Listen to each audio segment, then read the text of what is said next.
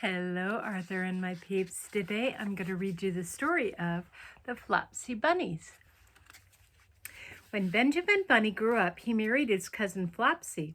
They had a very large family and they were very improvident and cheerful. I do not remember the separate names of their children. They generally were called the Flopsy Bunnies. As there was not enough always to eat, Benjamin used to borrow cabbages from Flopsy's brother, Peter Rabbit, who kept a nursery garden. Sometimes Peter Rabbit had no cabbages to spare.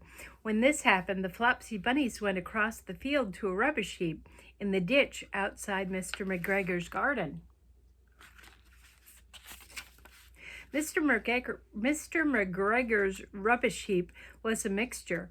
There were jam pots and paper bags and mountains of chopped grass from the mowing machine, which always tasted oily, and some rotten vegetable marrows and an old boot or two. One day, oh joy, there were a quantity of overgrown lettuces which had shot into flower. The Flopsy Bunnies simply stuffed lettuces. By degrees, one after another, they were overcome with slumber and lay down in the mown grass. Benjamin was not so overcome as his children. Before going to sleep, he sufficiently was wide awake enough to put a paper bag over his head to keep off the flies.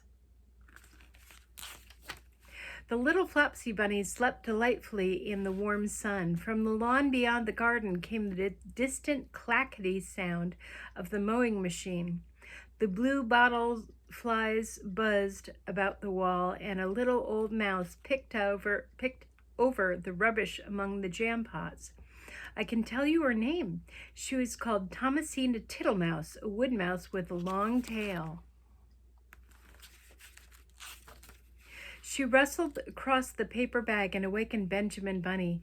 The mouse apologized profusely and said she knew Peter Rabbit. While she and Benjamin were talking, close under the wall, they heard a heavy tread above their heads. And suddenly, Mr. McGregor emptied out a sackful of lawn mowings right on top of the sleeping Flopsy Bunnies. Benjamin shrank down under his paper bag, the mouse hid in a jam pot. The little rabbits smiled sweetly in their sleep under the shower of grass. They did not awake because the lettuces had been so soporific. They dreamt that their mother Flopsy was tucking them into a hay bed. Mr. McGregor looked down after emptying his sap. He saw some funny little brown tips of ears sticking up through the lawn mowings. He stared at them for some time.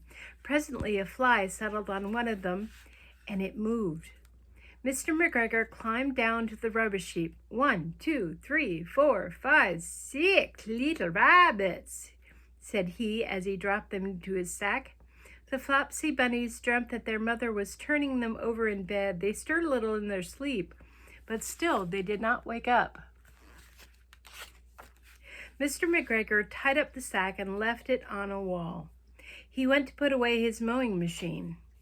Then the mouse came out of her jam pot, and Benjamin Bunny took the paper bag off his head, and they told the doleful tale. Benjamin and Flopsy were in despair. They could not undo the string, but Mrs. Tittlemouse, she was a resourceful person. She nibbled a hole at the bottom of the corner of the sack. The little rabbits were pulled out and pinched to wake them up. Their parents stuffed the empty sack with 3 rotten vegetable marrows, an old blacking brush, and 2 decaying turnips.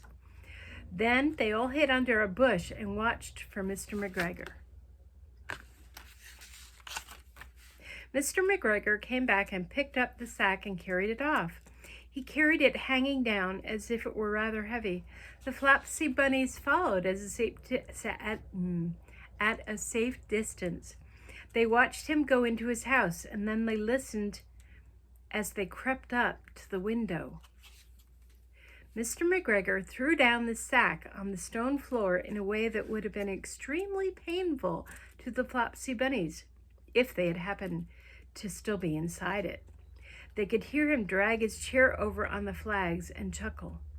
1, 2, 3, 4, 5, 6 little rabbits, said Mr. McGregor. Eh? What's this? What have they been spoiling now? Inquired Mrs. McGregor.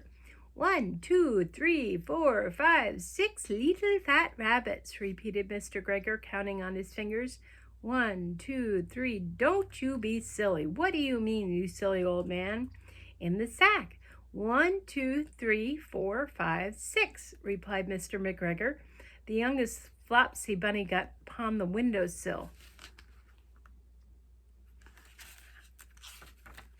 Mr. McGregor took hold of the sack and felt it.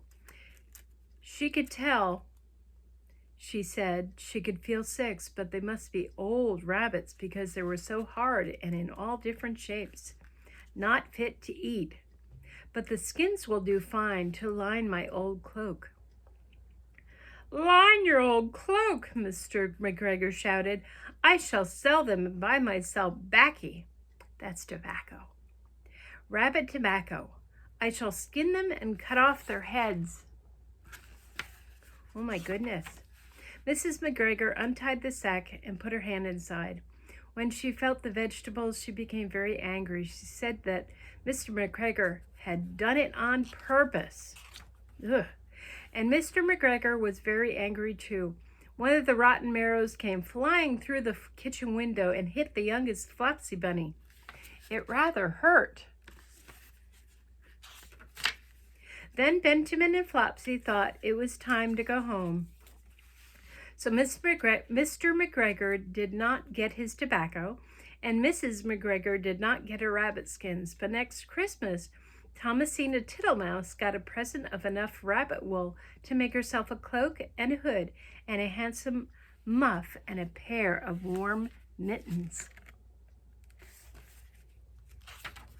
And that, my dears, is the end. See you soon. Bye.